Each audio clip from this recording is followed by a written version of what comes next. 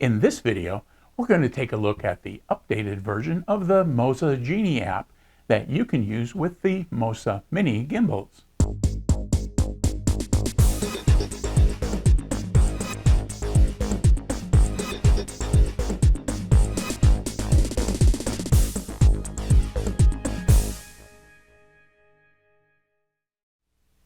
Welcome to this Gadget Talk video.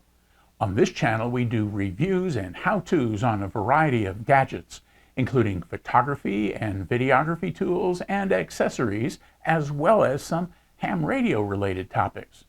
I did a review on the Moza Genie app a few months back, and not long afterwards I got comments about how the review no longer matched the app. Sure enough, there had been some big changes to the user interface.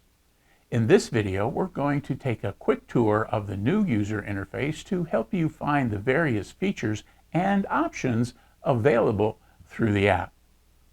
Most of the things you'd expect to find in the app like this are there, but perhaps not exactly in the place that you might expect to find them. For example, the app provides the recording features of your phone, such as resolution and frame rate, but they can be tricky to find. In auto mode, you're limited to resolutions and frame rates. I have a Samsung S10 and I get 720p, 1080p, and 4K at 30 frames per second. In Pro mode, I get additional frame rate choices, although 60 FPS is missing. Speaking of Pro mode, you have access to the camera settings you'd normally expect on high-end cameras. These include shutter speed, aperture, white balance, ISO, and so forth. Well, enough chatting. Let's take the tour. So here, let's take a look at the Moza Genie app with the new user interface. I'm out here in my backyard, kind of the side yard, trying to stay away from some wind today. It's a little breezy. And there's a school and a fairly noisy bird nearby, so excuse that background noise. I've got the Moza Genie app on my Galaxy S10, and I've got it mounted on my Moza Mini S. And so the first thing I'm going to do is press the little flashing Bluetooth icon in the lower left. It's going to offer me the opportunity to connect to my Moza Mini S. I'm going to touch that. Now it's connecting, and as you can see, it's connected. Let's work our way around the fringe of the display and look at each of those options. Now, you see at the top, this is our basic auto settings. So I can do 720, 1080, and 4K at 30 frames per second in the auto mode. Now, to get out of this menu, I just touch the main part of the screen. We're going to talk about the auto and pro mode in just a minute, where the pro mode gives you a bunch more things you can change. The next thing is an option that you can load into the app. It's kind of this little magic snippet editor. And what you're able to do then is to pick from a number of topics, pick the choice, do a recording, and then the app will add some background music and clip it to what it thinks is a good setting that you can upload it directly into your social media feed. Now, as we move over here, we get a whole bunch of filters. And so you can see we have the original image. We can go for beauty filters, more natural filters, playful filters. I'm going to go back to the original and press the original. And those filters will allow you, if you'd like to upload directly from your phone to social media, to add varying colors and the other things that filters do. For many of you, you're going to want to do your filters with your editing software. The little circle with the arrows on it in the top right is the camera reverse. And so you can see me here. I'm now talking to the selfie camera. And now we've got that. Now the square with the dot in it is for following, software-based subject following. And so if you press that, you can draw a box around the subject that you want to follow. And then the software will direct the Moza Mini to follow that. Make sure that you have some good contrast. You wouldn't want somebody in forest camouflage in a forest. The software is not going to be able to pick them out. The next button, of course, is the shutter button, big red button. Below that, there is a hand that says off, and what that does is it provides you with gesture control. And as it did with the other app or the older version of the app, if you're in front of the camera, solo producer, you can hold up 2 fingers. The camera will recognize that you're holding up 2 fingers and start recording. And then if you want it to stop, you hold up your fist. Again, hold it up at the side so it's got some good contrast, and then it'll stop recording. So gesture control. Here at the bottom is a quick link to your gallery that'll show you all the videos that you've done. And then next to that, as we start moving to the left, you've got this box that says auto. So let's touch it, and it toggles to the Pro.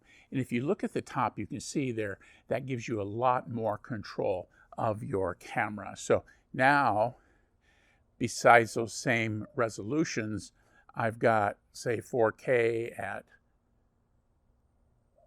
30 and at 24. I've got 1080p at 30, 120, 240, and so forth. I can move here then, and I can make changes to the shutter speed. I've got it on auto. If I take it off, I can slide along this little button here and make changes to my shutter speed to get the kind of effect that I'm looking for. I'm going to keep it in auto. Again, I can make changes to my white balance. I can pick incandescent, fluorescent, sunshine, cloudy, and so forth. And then I can make some changes to the lens with either a wide angle, my selfie lens, or a setting called lens 1. So those are the things that are down in this Pro button. I'm going to toggle it back to auto. The little hashtag mark will give you a grid, and you can choose from these various grids to record the kind of picture that you're trying to do, what the final thing is going to look like.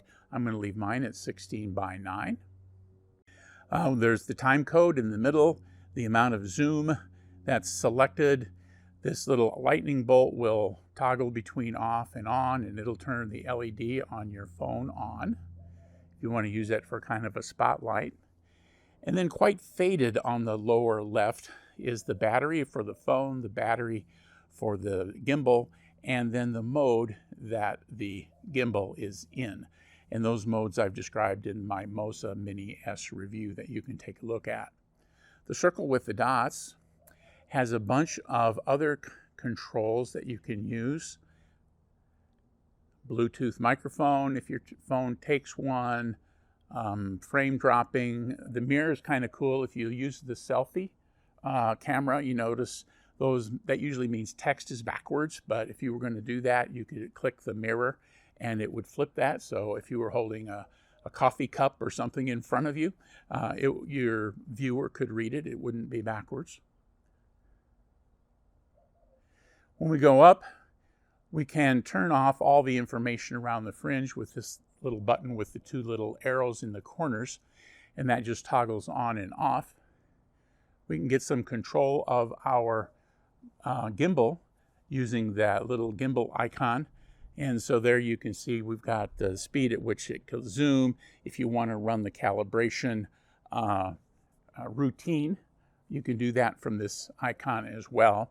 And then at the very top left is a little lock box. And to be honest with you, I don't know what it locks. Everything I've tried works, whether it's showing locked or not, but it's there. If you happen to find out what it is, leave a comment below and you'll let us all know what that is. So I'm going to add one more thing here in the middle, and that is if you touch, that's going to give you that little yellow box with the sun, and you can adjust brightness that way. So if you had a kind of a dark area in your shot that you wanted to bring out, you could touch that part of the screen and then move that over there. That would dominate the brightness computation in the camera. So there we have it. That's the Moza Genie app with the new user interface. While I didn't do a feature-by-feature comparison to the previous version, it seemed to me that everything was in the new app that was in the old app. My personal opinion is that I like the newer interface better. The dial metaphor was cool, but I found it a bit clunky to use. This interface allows direct access to most settings with taps instead of spins of the wheel. This app doesn't require a Moza Gimbal, but connecting it to your gimbal gives you some control functions from the gimbal you'll undoubtedly find pretty handy. Hey, if you found this video helpful, please click the thumbs up button below the video and subscribe to the Gadget Talk channel. Click the bell icon to be notified when I post new videos. Thanks for watching.